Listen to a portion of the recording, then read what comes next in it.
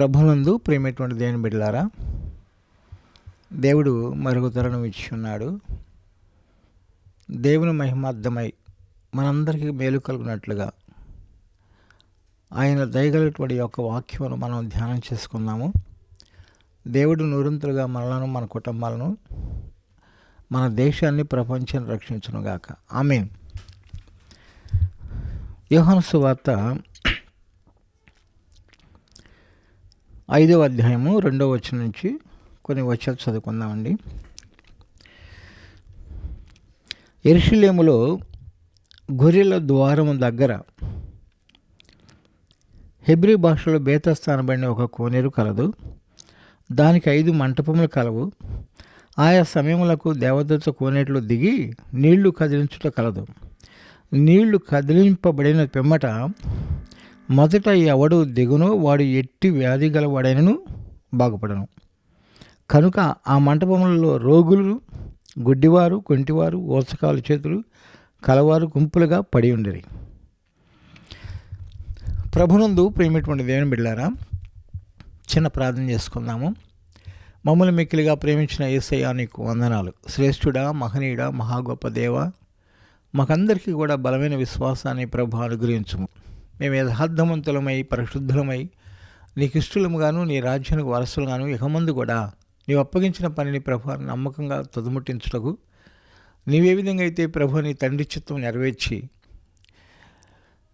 అదే నీకు ఆకలి ఆహారముగాను ఉన్నట్లుగా చేసుకుని ఉన్నావు. ఆ రీతిగానే నన్ను, మమ్మల్ని సిద్ధపరచుటకు సహాయం చేసి కృపచ్చు. కొద్ది నిమిషాలు ప్రభు నీ వాక్యం ద్వారా నువ్వు మాట్లాడము, నన్ను నీ సిలువ సాటును మరుగుపరుచుకొని నీ పాదాల దగ్గర ఒదిగి బ్రతుకున్నట్లుగా సహాయం చేసి పెట్టమని వినేటువంటి ప్రజలకు ప్రభు నాకు, మాకు మరింత విశ్వాసాన్ని కలుగజేసి ధైర్యముగా ప్రభుని కొనియాడుకుని కృపదాయిచ్చామని, రక్షణ లేనటువంటి వారు త్వరగా రక్షణ మందుడికి కూడా సహాయం చేసి పెట్టమని యేసయ్య శ్రేష్టమైన నామములో ప్రార్థన చేస్తున్న పరమ తండ్రి, ఆమేన్. ప్రభునందు ప్రేమటువంటి దేవుని బిడ్డలారా, యెరూషలేములో గొర్రెల ద్వారమునకు ఎదురుగా ఒక బేతస్తా అనబడేటువంటి ఒక కోనేరు ఉన్నదట. ప్రియులారా, యెరూషలేముని దేవుడు ఎన్నుకున్నటువంటి యొక్క మహాపట్టణం, ఇజ్రాయేలుకు ప్రేమించి ఇచ్చినటువంటి యొక్క యెరూషలేము, ఇజ్రాయెల్ దేశము పాలుతీనలో ప్రవహించేటువంటి దేశాన్ని ప్రవేశపెట్టినటువంటి దేవుడు ఆ బిడ్డను తన సొత్తుగా తన కొన్న బిడ్డలుగా చేసుకున్నటువంటి యొక్క ప్రభు అయిన యెహోవా శ్రేష్టమైనటువంటి యొక్క స్థలాన్ని యెరూషలేమును ఇచ్చాడు. యూదా దేశము, ఇజ్రాయెల్ దేశము అనేటువంటి యొక్క ఆ దేశంలో ఉన్న ప్రజలందరినీ కూడా వాగ్దానం చేసి ఇచ్చినటువంటి యొక్క దేశం. ఆ యెరూషలేములో గొర్రెల ద్వారం ఉన్నదట. గొర్రెల దొడ్డి లేదా గొర్రెల ద్వారం, దానికి ఒక ద్వారం ఉంటుంది కదండి. ఆ ద్వారానికి ఎదురుగా ఉందంట ఒక కోనేరు, దాని పేరు బేతస్తా. ప్రియులరా, ఆ బేతస్తా అనేటువంటి యొక్క కోనేరుకు అర్థం ఏంటంటే, బేతస్తా అనే పదానికి కృపా నిలయం అని అర్థం. అంటే ఏంటి? కృపామయుడు అనేటువంటి యేసుక్రీస్తు వారి యొక్క నివసించే ఆలయమే కృపా నిలయం. మనం నివసించేటువంటి యొక్క ఇల్లు, మనం నివాసం చేసేటువంటిది ఇల్లు. ప్రభువు నివసించేటువంటి యొక్క స్థలము ఆలయము. ఆరాధించుకోవడానికి యేసు ప్రభు అయినటువంటి యొక్క దేవాతి దేవుడు అయినటువంటి యొక్క గొప్ప దేవుని ఆరాధించుకోవడానికి మనకి ఇచ్చినటువంటి యొక్క శ్రేష్టమైనది. అయితే ప్రియమైన వాళ్ళారా, ఈ కృపా నిలయము అనేటువంటి బేతస్థలోనట దేవుడు పంపగా పరలోకమందు నుంచి ఒక దూత, దేవుని సమక్షంలో ఉన్నటువంటి యొక్క ఒక దూత పరలోకము నుండి దిగివచ్చి ప్రత్యక్షమయ్యి ఇక్కడ కోనేటిలో దిగి ఆయా సమయంలో నీళ్లు కదిలిస్తుందట. ప్రియులరా, ఆయా సమయంలో నీళ్లు కదిలిస్తుంది. ఎప్పుడైతే ఈ నీళ్లు కదిలించబడతాయో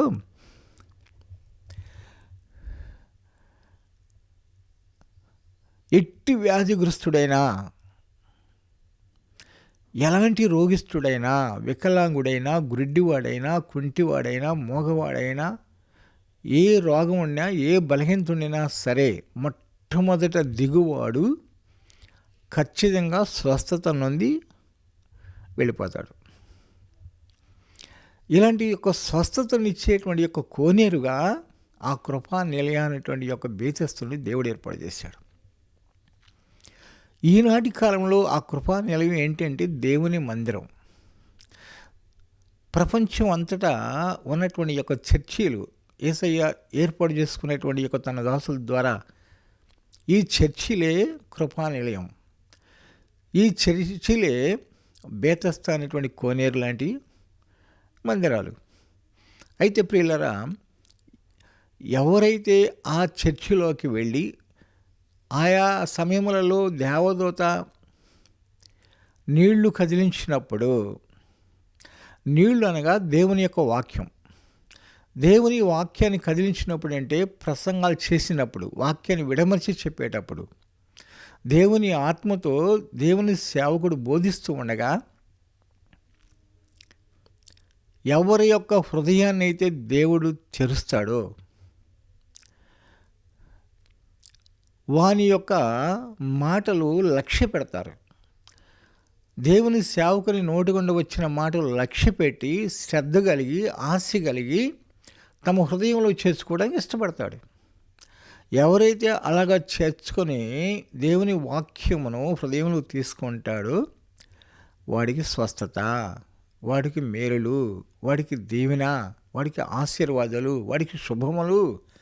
ప్రియమైనటువంటి యొక్క దేవుని బిడ్డలారా, నీకు ఏది కావాలని కోరుకుని చర్చికి వెళతావో, ఈ లోకములో నీకు కావలసినటువంటి శ్రేష్టమైనవి, పరిశుద్ధమైనవి, విశ్వాసం కూడినవి, దేవునికి ఇష్టమైనవి, నీ అవసరత కలిగినటువంటి వాటిని నువ్వు అందించుకున్నట్లయితే, అడిగినట్లయితే ఖచ్చితంగా దేవునికి ఇస్తాడు. నీ ఆలోచన నువ్వు అడగక మునిపే ప్రభు సిద్ధం చేశాడు. ప్రియమైనటువంటి దేవుని బిడ్డలారా, అలాంటి యొక్క శ్రేష్టమైనటువంటి యొక్క ఈవులను ప్రభు మనకి ఇవ్వడానికి సిద్ధంగా ఉన్నాడు. అయితే ఈ యొక్క బేతెస్దా అనేటువంటి యొక్క కోనేరులో, ఈ కోనేరు చుట్టూ 5 మంటపాలు ఉన్నాయంట. ఈ 5 మంటపాలంటే లోపలికి దిగటానికి దారులు. ప్రియులరా, ఆనాటి కాలంలో ప్రభువైన యేసుక్రీస్తు వారికి కూడా 5 గాయాలు ఏర్పరచబడ్డాయి. అవి ఏం గాయాలు? 6 అంగుళాల మేకులతో 2 చేతులకి దిగగొట్టారు. 6 అంగుళాల మేకలతో 2 కాళ్లకు మేకులు దిగగొట్టారు, సిలువకేసి. అలాగే ప్రక్కల్లో బళ్ళిపు పోటేసి పొడిచారు. ప్రియమైన వాళ్ళారా, 5 గాయాల నుంచి వచ్చేటువంటి యొక్క రక్తం ప్రవాహంలాగా కారుతున్నటువంటి యొక్క రక్తం ద్వారా ప్రతి పాపికి విమోచన. ప్రతి ఒక్క వాణి హృదయాన్ని తల నుంచి అరికాల వరకు గాయములతో, పచ్చిపలతో పాపం చేసినటువంటి యొక్క చెడు నంతటిని కూడా కడిగి వేయటానికి కొరకై దేవుడైన యేసుక్రీస్తు ప్రభువారు క్రార్చినటువంటి యొక్క రక్తం ఆ యొక్క 5 గాయాల నుంచి వచ్చినటువంటివి. అలాగే ప్రియమైన వాళ్ళారా, ఎలాంటి పాపి అయినా సరే ఆ యొక్క రక్తం చేత కడగబడి పరిశుద్ధపరచబడతాడో ఆయనను పరలోకానికి తీసుకోవటానికి, ఒక శ్రేష్టమైన రక్షణ కలిగజేయడానికి ప్రభు సిద్ధంగా ఉన్నాడు. అలా సిద్ధపరిచాడు. ఎవరైతే యేసయ్య నిజమైన రక్షకుడు, నిజమైన దేవుడు, ఆయన తప్ప వేరే దేవుడు లేడు, ఆయన మన కోసము తన యొక్క రక్తాన్ని చిందించి తన ప్రాణాన్ని ధారపోసి ఆయన సమాధి చేయబడి తిరిగి మృత్యుంజయుడే లేచాడు అని నమ్ముతావో ఆయన ఆజ్ఞలు పాటించాలి. ఆయనకి విధేయులుగా ఉండాలి, తగ్గించుకోవాలి, దీనులుగా ఉండాలి. కన్నీటితో నీ హృదయమంతటితో ప్రార్థన చేసుకుని, ప్రభువా నేను పాపిని, నన్ను క్షమించు, నీ రక్తంతో నన్ను కడిగి పరిశుద్ధపరచు ప్రభు అని చెప్పి నువ్వు అంగలాస్తే, ప్రసవేదన పడితే, కన్నీరు కాస్తే, ఉపవాసం ఉంటే, జాగరణ చేస్తే ఖచ్చితంగా యథార్థ హృదయాన్ని చూసి ప్రభు నిన్ను క్షమించి తన రక్తంతో కడిగి నిన్ను శుద్ధీకరించి తన జీవ గ్రంథములో పేరు నమోదు చేసుకుంటాడు. అదే ప్రకటన గ్రంథంలో ఉన్నటువంటి యొక్క 20వ అధ్యాయంలో చివరి వచనంలో ఏముంది? ఎవరి పేరైనను జీవ గ్రంథం మందు వ్రాయబడినట్లు కనబడని ఎడల వాడు అగ్నిగుండంలో పడవేయబడను. ప్రియులరా, అలాంటి భయంకరమైనటువంటి యొక్క మరణం, 2వ మరణం తప్పించుకోవడానికి కొరకై ప్రభు అయిన యేసుక్రీస్తు వారు దేవుడే సాక్షాత్తు యెహోవాయే కుమారుడుగా అవతరించాడు ఈ లోకానికి. అవతరించి మన కొరకు దేవుడు చేసిన గొప్ప కార్యం ఏంటి అంటే మనందరికీ ప్రాణ విమోచన, ఆత్మ విమోచన, రక్షణ. యేసు రక్తం ప్రతి పాపము నుండి మనల్ని పవిత్రగా చేయను. ప్రియమైన దేవుని బిడ్డలారా, అలాంటి 5 గాయాల నుంచి కాచబడినటువంటి యొక్క రక్తం ద్వారా ఏ విధంగా అయితే మనకు విమోచన దారి మార్గమో, అలాగే 5 మంటపాలు ఉన్నాయి ఇక్కడ బేతస్తా అనేటువంటి కోనేరులో. క్రీస్తు నిలయం, కృపా నిలయం. ఈ కృప దేవుని కృప. కృప అంటే యోగ్యత లేనటువంటి యొక్క మనందరికీ కూడా ఆయన ఉచితంగా చూపిన ప్రేమ ఏంటి? కలువరి శిలువలో వేలాడదీయబడి చంపబడినటువంటి ప్రేమ. మన పాపాలను తుడిచివేయటకు తన్ను తాను అర్పణముగా అంగీకరించినటువంటి యొక్క ఏకైక నిజమైనటువంటి దేవుని కుమారుడు ప్రభుని యేసుక్రీస్తు వారు. ఆయన చూపిన ప్రేమయే కృప. ఆ కృప నిలయం అనబడేటువంటి యొక్క దానికి ఏ విధంగా అయితే నేనే మంచి కాపరిని గొర్రెలకు అని చెప్పినట్లుగా ఆ ద్వారా పాలకుడు ప్రభు అయిన యేసుక్రీస్తు వారి చర్చికి ఒకే ఒక ద్వారం, గొర్రెల ద్వారం. ప్రియమైన వాళ్ళారా, ఇక్కడ ఈ 5 ద్వారాల్లో గుండా ప్రవేశించేటువంటి యొక్క దారిలో 5 మంటపాల్లోనంట కుంటివారు, గుడ్డివారు, రోగులు, కాలు చేతులు వత్సకాళ్ళు కలిగినటువంటి వారు, ఇంకా క్యాన్సర్ వ్యాధి కలిగిన వారు, ఎయిడ్స్ వ్యాధి కలిగిన వారు, ఇంకా రకరకాలైనటువంటి జబ్బు కలిగిన వారు, అలాంటి వారందరూ కూడానంట అక్కడ దారుల్లో పడి ఉన్నారంట. ఎప్పుడైతే ప్రియమైన వాళ్ళారా దేవదూతని దేవుడు పంపిస్తాడో ఆయా సమయాల్లో ఎప్పుడు దేవదూత వస్తుందో, ఎన్నిసార్లు వస్తుందో ఎవరికి తెలియదు, ఎన్నిసార్లు వచ్చి నీళ్ళలో కదిలిస్తుందో ఎవరికి తెలియదు. అయితే ప్రియమైన వాళ్ళారా దేవదూత కదిలించేటప్పుడు నీళ్లు కదులుతాయి. ఒక్కసారిగా కదిలించినప్పుడు ఎవరైతే మొట్టమొదటి దిగుతారో వారికి సంపూర్ణమైన స్వస్థత. వాళ్ళు హ్యాపీగా ప్రభుని స్తుతించుకుంటూ కొనియాడుకుంటూ వెళ్ళిపోయి ప్రభు యొక్క సన్నిధిలో దేవుని యొక్క మందిరంలో కొనియాడుకుంటూ ప్రార్థన చేసుకుంటూ దేవుని సేవకుడికి దేవునికి నమ్మకంగా ఉంటూ ఆ చర్చిలో పరిశుద్ధులుగా బ్రతకడానికి ఇష్టపడతారు. ప్రియమైన వాళ్ళారా, అయితే ఇక్కడ అలా స్వస్థత నొందుతున్నారంటే దిగుతున్నారంటే వెళ్ళిపోతారు. వారి యొక్క రోగములు వాళ్ళకు ఉన్నటువంటి యొక్క బలహీనతలన్నింటినీ కూడా ప్రభు స్వస్థపరుస్తూ ఉండగా తిరిగి వెళ్ళిపోతున్నారు. కానీ ఒక్కడ మాత్రం ఆ కోనేరు దగ్గర మిగిలిపోయి ఉంటున్నాడంట. ప్రియమైనటువంటి దేవుని బిడ్డలారా ఆలోచించుదాము. అతను ఒక్కరోజా, 10 రోజుల, ఒక్క నెల, లేకపోతే 1 సంవత్సరమా, 5 సంవత్సరాలా, 10 సంవత్సరాలు, 38 సంవత్సరాల నుంచి పడి ఉన్నాడు. 2 సంవత్సరాలు తక్కువగా 40 సంవత్సరాలు. ఎంత ఘోరమో చూడండి. ఉంటారా అంత ఓర్పుతో సహనంతో ఎవరైనా ఉంటారా? ఒక సేవకుడు ఒక చర్చికి వచ్చినటువంటి కొత్తగా వచ్చినటువంటి ఒక విశ్వాసిని అలా కూర్చో, నేను వస్తున్నాను, చర్చిలోకి వస్తున్నాను, ప్రార్థన చేస్తాను అవసరత కొరకు అని చెప్పేసి ఆయన చెప్పి ఇంటి దగ్గర మోకరించి ప్రార్థన చేసుకుంటున్నాడే అనుకో. ఎంతసేపు చూసినా కానీ మనుషులు అడేంటి, నా అవసరం ఏంటో నా అక్కడితే నీకు అర్థం కావట్లా. ఆయన కాకపోతే ఇంకోడు, ఈ చర్చి కాకపోతే ఇంకో చర్చి, అక్కడ పోయి ఎక్కడ కూడా ద్విమనస్కులు, మనసు స్థిరంగా ఉండదు. అలాంటి యొక్క మనుషులు హృదయాలు ద్విమనస్కులు కనుక వాళ్ళకి దేవుని యొక్క కృప దూరంగా ఉంటుందండి. కానీ ఇతను చూడండి ఎంత ఆశ్చర్యమో, 38 సంవత్సరాలు, 2 సంవత్సరాలు తక్కువ, 40 సంవత్సరాలు, 40 సంవత్సరాలు దేవుని సన్నిధిలో కనిపెడుతున్నాడు. ఏంటంటే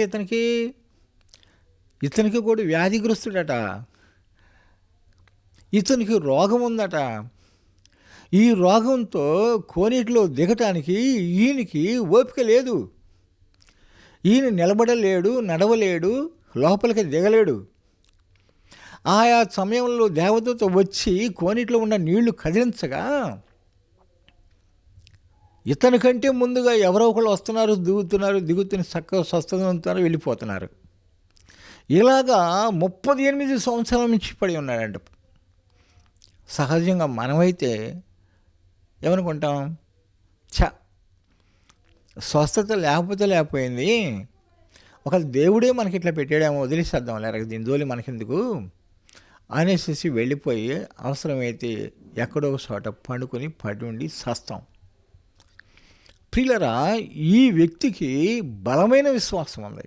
ఏంటంటే, నా దేవుడైన యెహోవా, నా ప్రభు అయిన క్రీస్తు నన్ను స్వస్థపరచగలడు, నాకు ఆ విశ్వాసం ఉంది, నేను స్వస్థపడే వరకు కూడా నేను కోనేటి కాడి నుంచి బయటికి వెళ్ళను.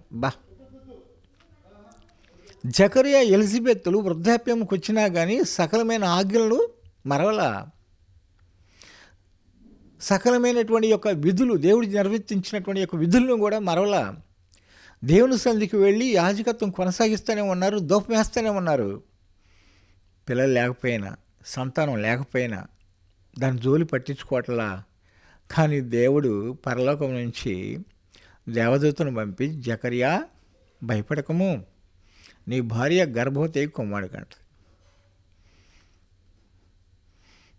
అతని పేరు యోహానని పెట్టు, అతను గొప్పవాడవుతాడు, పరిశుద్ధాత్మ శక్తి అతన్ని ఆవరించును. ప్రియమైనటువంటి దేవుని బిడ్డలారా, అతను నాజీరు చేయబడిన వాడిగా, దేవునికి సమర్పించుకున్నటువంటి బిడ్డగా, అలాంటి గొప్ప బిడ్డని ప్రభు ఇచ్చేసాడు జకరియా ఎలిజబెత్తులకు. మరి అన్ని సంవత్సరాలు కనిపెట్టుకున్నప్పటికీ కూడా దేవుడు ఇవ్వలేదు, నా అవసరం తీర్చలేదని వాళ్ళు యాజకత్వం మానేస్తారా? లేదే. అలాంటి వాళ్ళు పరిశుద్ధ గ్రంథములు చాలామంది ఉన్నారు. ఇంకా పరిశుద్ధ గ్రంథములో లిఖితం కాకుండానే వెలపల ఉన్నటువంటి యొక్క కోట్లాది ప్రజల్లో కూడా అనేక మంది, వేలాది కోట్లాది ప్రజలు కూడా ఎలాంటి బలమైన విశ్వాసం కలిగినటువంటి వారు, దేవుని కోసం ప్రాణం అర్పించినటువంటి వారు, మహాభక్తులు ఉన్నారు. ప్రియమైన వాళ్ళారా, యేసు ప్రభువారి శిష్యుల్లో ఒక ఇస్కరియోతు యోధ తప్ప మిగిలినటువంటి వారు ఎలాంటి సేవ చేశారండి? నా ఏలుబిడి చూస్తేనే కానీ నేను నమ్మను ప్రభు అని యేసుక్రీస్తు వారు లేచాడంటే అని చెప్పినటువంటి థామస్ అయితే కొండ మీద పెద్ద బడిస్తో మోకరించి ప్రార్థన చేసుకుంటూ ఉండగా బడిస్తో పొడవబడి చంపబడ్డాడు. ఎక్కడితే చంపబడ్డాడు, ఏ పర్వతం మీద అయితే, ఏ ప్రాంతం అయితే అక్కడ పెద్ద చర్చి కట్టబడింది. ఆయన కాచేటువంటి యొక్క రక్తం ద్వారా లక్షలాది ప్రజలు రక్షించబడుతున్నారు. పేతురు తలకిందులుగా సెలవించుకున్నాడు. ప్రియమైన వాళ్ళారా, ఇలాంటి శ్రేష్టమైనటువంటి యొక్క దేవుని శిష్యులు ఎలాగున్నారో చూడండి. అలాంటి శిష్యులు, మహాభక్తులు ఇంకెంతోమంది ఈ కాలంలో కూడా ఉన్నారు. అయితే ప్రియమైనటువంటి దేవుని బిడ్డలారా, ఈ 38 సంవత్సరాల నుంచి ఉన్నటువంటి యొక్క వ్యక్తి అలాగే పడి ఉన్నాడు, విశ్వాసంతో ఎదురు చూస్తూ ఉన్నాడట. ప్రియమైన దేవుని బిడ్డలారా, అలా ఎదురు చూస్తూ ఉన్నటువంటి యొక్క సందర్భంలో సాక్షాత్తు ప్రభు అయినటువంటి యొక్క యేసుక్రీస్తు వారే దిగి వచ్చాడు. అక్కడికి వచ్చేసి, అబ్బాయి ఏంటి నీ సంగతి, ఏంటి నీ విషయం అని అడిగాడు. యేసయ్యకి తెలుసు చక్కటి సాక్ష్యం విందామని. అయ్యా, నేను రోగిష్టిని, నీళ్లు కదిలింపబడినప్పుడు నన్ను కోనేట్లకు దించుటకు నాకు ఎవడునూ లేడు. నన్ను కోనేట్లకు దించేటువంటి వాడు ఎవ్వడం లేడయ్యా, నాకు ఎవడు లేడు. నాకు రక్త సంబంధి కానీ, నా బంధువు కానీ, నా స్నేహితుడు కానీ, ఎవడు కూడా, నా వాళ్ళందరూ కూడా ఎవరు కూడా నాకు సహాయము చేసేవాడు లేడు. కనుక నేను వచ్చినంతలో మరి ఒకడు నాకంటే ముందుగా దిగునని ఆయనకు ఉత్తరం ఇచ్చాను. నేను ఎలాగైనా సరే తిప్పలబడి కోనేటు ఆ యొక్క మంటపంలో నుంచి, అయ్యా ఆ మంటపాల నుంచి నేను మెల్లిమెల్లగా ఆ కోనేటిలో దిగబోయేసరికి నాకంటే ముందుగా దూకేస్తున్నారు, వెళ్ళిపోతున్నారు. నా పరిస్థితి ఇదయ్యా అని చెప్పాడు. అప్పుడు ప్రభువైన యేసుక్రీస్తు వారు ఏమంటున్నాడు? యేసు, నీవు లేచి నీ పరిపెత్తుకొని అడుగుమని వానితో చెప్పగా వెంటనే వాడు స్వస్థత నొంది తను పరిపెత్తుకొని నడిచాను. ప్రియమైనటువంటి దేవుని బిడ్డలారా, ఎంత ఆశ్చర్యము! దేవుడు నిన్ను నన్ను కూడా అలాగ గొప్ప కార్యాలు చేసేటువంటి దేవుడు. నీకు స్వస్థత లేదా? స్వస్థత కలగజేసే దేవుడు. నీ విశ్వాసంతో ఎదురు చూస్తే చాలు, దేవుడు హస్తం నీ పక్షం ఉంటుంది. చూస్తామంటాడు, పరీక్ష చేస్తామంటాడు, ఎదురు చూస్తామంటాడు. ఇతని విశ్వాసము ఎంత ఎదిగినది, ఇతను ప్రార్థనపడా కాదా, ఇతను యథార్థవంతుడా కాదా, ఇతని విశ్వాసం గొప్పదా కాదా, దేవుడు పరిశీలన చేస్తామంటాడు, దీవిస్తామంటాడు. ఒక్కసారిగా వచ్చి తన సమస్య పరిష్కారం అయిపోయిందండి. అతడు లేచి తను పెరిపెత్తుకొని పరుగో దేవునికి మహిమార్థంగా జీవించినట్లుగా ఆయన బ్రతికుంటాడు. ప్రియమైన మనము అలా ఉండాలి లేదా? అలాగ ఉండాలని ప్రభుపేట మనం చేస్తున్నాం. కాబట్టి ఈ కృపా నిలయమైనటువంటి యొక్క బేతస్త కోనేరులో ఎంతమంది వేలాది లక్షలాది ప్రజలు స్వస్థతల నుండి దీవులు పొందుకుంటూ ఉన్నటువంటి వారిగా ఇక్కడ కనబడుతుంది. ప్రియమైన వారులారా, ఇంకొక వచనం మనం చూసుకుందాము. అపోస్తల కార్యములు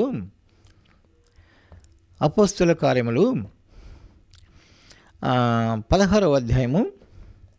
అపోస్తల కార్యములు 16వ అధ్యాయము 13వ వచనం. విశ్రాంతి దినమున గవిని దాటి నదీ తీరమున ప్రార్థన జరుగునని అక్కడికి వచ్చి కూర్చుండి కూడి వచ్చిన స్త్రీలతో మాట్లాడుచుంటిమి. అప్పుడు లూదియాను దైవభక్తి గల ఒక స్త్రీ వినుచుండెను. ఆమె ఓదా రంగు పొడిని అమ్ము తూతేర పట్టణస్థురాలు.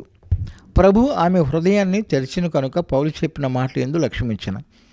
ఆమె ఇంటి వారును బాప్తిస్మం పొందినప్పుడు ఆమె, నేను ప్రభువునందు విశ్వాసం కలదానని మీరు ఎంచినైతే నా ఇంటికి వచ్చి ఉండుడని వేడుకొని మమ్మను బలవంతం చేశాను. ప్రభునందు ప్రేమటువంటి యొక్క దేవుని బిడ్డలారా, ఇక్కడ ఒక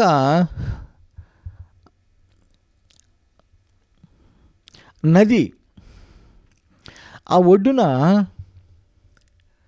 ఒక ప్రార్థన జరుగుతుంది అనే సంగతి తెలిసి పౌలు గారు తన తోటి యొక్క దేవుని సేవకులు కలిసి ఆ స్థలానికి వెళ్ళారంట. ఆ స్థలంలో స్త్రీలు కూడుకొని ఉండిన సందర్భాన వారితో చక్కగా మాట్లాడటం సాగించాడంట పౌలు గారు. దేవుని యొక్క వాక్యాన్ని బోధిస్తున్నాడంట. ఈ లోపల అక్కడికి ఒక ప్రత్యేకమైనటువంటి యొక్క వ్యక్తి, అనగా దైవభక్తి కలిగినటువంటి యొక్క ఒక స్త్రీ ఉన్నదట. ఆమె ఓదారంగు పొడిని అమ్ముకునేటువంటి యొక్క స్త్రీ. ఆమె ఎవరై ఉన్నారు? దైవభక్తి కలిగినటువంటి యొక్క స్త్రీ. ప్రియమైన వాళ్ళారా, దేవుని యొక్క భక్తి కలిగినటువంటి వారిమై మనం ఉండాలి. దేవుని భక్తి కలిగినటువంటి వారిమై మనం ఉండాలి. దేవుని శక్తిని చూసేటువంటి వారిగా మనం ఉండాలి. మంచి ప్రార్థన పరులంగా, విశ్వాసం కలిగిన వారిగా తగ్గించుకొని వినయమనస్కులై దీనులై, నీవు తప్ప నాకు వేరే ఏది అవసరం లేదు ప్రభువా, నిన్ను చూసి అతిశిస్తున్నాను, నీకు కలవసిల్లో వేలాడదేయబడి చంపబడి ఉన్నావే, నీ సిలువ ఎందే తప్ప నా ఆశయం ఎక్కడ వద్దు ప్రభు అని చెప్పేసి దేవుని వైపు చూసేటువంటి యొక్క శ్రేష్టమైన భక్తి కలిగినటువంటి బిడ్డలముగా మనం ఉండాలి. దైవభక్తి పరాలంట ఆ బిడ్డ ఏం చేస్తుందో తెలుసా? చాలా శ్రద్ధగా పౌలు చెప్పే మాటలు శ్రద్ధగా వింటుందంట. వాక్యం మీదే పెట్టేసిందంట తన హృదయం అంతా. అప్పుడు ఆ వాక్యం మాట్లాడుతూ ఉండగా దేవుడు ఏం చేశాడంటే తన హృదయం తెరిచాడు కనుక శ్రద్ధగా వింటుంది. వినయ మనస్కురాలై తగ్గించుకొని దీనురాలై పరిశుద్ధమైన హృదయంతో, విశ్వాసంతో, కన్నీళ్లతో, ఆమె విరిగి నలిగిన హృదయంతో దేవుని మాటలు వింటూ వింటూ హృదయంలో తలపోసుకుంటూ ఉందంట. దేవుడు తన హృదయాన్ని తెరిచాడు. పౌలు మాటలు ఏందంటే దేవుని సేవకుడు మాటలు ఎందు లక్ష్యం ఉంచింది. ప్రియమైన వాళ్ళారా, ఈనాడు లక్ష్యం ఉంచేటువంటి వారిగా లేరు కొంతమంది, అందరూ కాదండి, కొంతమంది అలక్ష్యం చేస్తారు. ఏంది ఇంకాసేపు, ఏంది ఏమి వాక్యం, ఇంటికి బాగానేవాడు ఏంటి, అటు తిరగనివాడు ఏంటి, అటు ఇటు మాట్లాడుకోనేవాడు ఏంటి, అలాంటి యొక్క సాతానుకు సంబంధించినటువంటి యొక్క చిరాకులు పుట్టినటువంటి వారు ఉండి దేవుని సేవకుని యొక్క నోటి గుండా వచ్చే మాటలు లక్ష్య పెట్టరు. ప్రియమైన వాళ్ళారా, అలాంటి సందర్భంలో ఏం జరిగిందంటే ఈ లూదియా అనేటువంటి యొక్క బిడ్డ పేరు దివిటి. దివిటి అనగా దీపం అనగా ప్రకాశించేటువంటిది. ఆ దీపములో సౌరం ఉండి వెలిగించబడితే క్రీస్తు అనేటువంటి యొక్క వెలుగు ప్రకాశిస్తూ ఉన్నది. అలాంటి యొక్క ప్రకాశించేటువంటి యొక్క ప్రభు అయిన యేసుక్రీస్తు వారు అక్కడ ఉన్నాడు. ప్రియమైన దేవుని బిడ్డలారా, అయితే ఆమె హృదయంలో క్రీస్తు ఉన్నాడు కనుక ఆమె ఏం చేసిందంటే, నేను భక్తి కలిగిన దాన్ని, మీరు విశ్వాసం కలిగిన దాన్ని నమ్మినట్లయితే మీరు వచ్చి నాకు బాప్తిస్మం ఇవ్వండి, నా ఇంటి వారందరూ బాప్తిస్మం ఇవ్వండి అని వాక్యం వినిపించుకొని చక్కటి బాప్తిస్మాలు తీసుకొని, నేను విశ్వాసం కలిగిన దాన్ని అయితే మీరు మా ఇంటికి వచ్చి భోజనం చేసి రెస్ట్ తీసుకోండి అని బలవంతం చేసి తీసుకుని వెళ్ళి ఆ కుటుంబంతటికి ఆశీర్వాదం దీవెన పొందుకోవడానికి యోగ్యురాలు అయింది. ప్రియమైన వాళ్ళారా, అలాగే దేవుని సేవకులను మీరు బలవంతం చేసిన తీసుకుని వెళ్ళి చక్కగా రక్షణ పొందండి, దేవుని వాక్యం వినండి, దివిటిలాగా ప్రకాశించండి, ఆకాశం ఉన్నటువంటి జ్యోతుల వలె ప్రకాశించబడతారు. అనేకులకు మార్గదర్శకమైనటువంటి యొక్క లూదియా ప్రపంచంలో ఎప్పుడైతే ప్రభుని యేసుక్రీస్తు వారి కాలంలో ఇలా జరిగిందో అప్పటి నుంచి ఇప్పటికీ రాకడొచ్చే వరకు కూడా ఈమె వెలుగుతో ప్రకాశిస్తూ దివిటీలాగా ప్రకాశిస్తూ అనేకులకు మార్గం చూపించినటువంటి యొక్క మంచి భక్తి కలిగినటువంటి యొక్క హృదయం కలిగినటువంటి యొక్క ఈ బిడను అనేకులు కొనియాడుకుంటూ ప్రార్థన చేసుకుంటూ ఆ బిడను హృదయార్పణగా తీసుకొని ప్రభుని స్మరించుకుంటూ మరి ఉంటున్నారు. అలాంటి యొక్క బిడలుగా ఎంతమంది రక్షించబడుతున్నారో అలాంటి వారిగా మనము ఉందాము. దేవుడు మనందరం కూడా దీవించి ఆశ్రయించి గొప్ప చేయనుగాక. ఆమేన్. ప్రార్థన చేసుకుందాం. ప్రభునందు ప్రియమైన దేవుని బిడ్డలారా,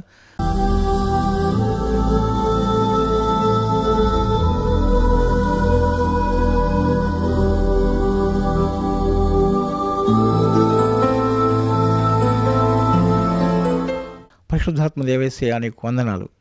దయతో నాన్న ప్రభ మమ్మలను క్షమించి రక్తంతో కడిగి పరిశుద్ధపరిచి నీతి రాజ్యానికి వారసులుగా ఉండటానికి సహాయం చేసి లూదియా వలె, అలాగే ప్రభు అతని నాయన మరి 38 సంవత్సరాలు పడి ఉన్నటువంటి యొక్క వ్యక్తి వలె నా ప్రభు 5 దారులైనటువంటి యొక్క 5 గాయాల నుంచి కాసిన రక్తం చేత ప్రతి ఒక్కరు కూడా ప్రభు కడగబడి పరిశుద్ధపరచబడి నీతి రాజ్యానికి వారసులుగా ఉండటానికి సహాయం చేసి కృప చూపమని ఆదరించమని, లూదియా అనేటువంటి దైవభక్తి కలిగినటువంటి యొక్క స్త్రీ అనేకులకి ఎలాగా మార్గం చూపించిందో ప్రభ, మార్గదర్శకురాలుగా ఉందో అలాగా ప్రభ మేము కూడా అలా ఉండటానికి సహాయం చేసి పెట్టమని యేసయ్య శ్రేష్టమైన నామములో ప్రార్థన చేస్తున్న పరమ తండ్రి.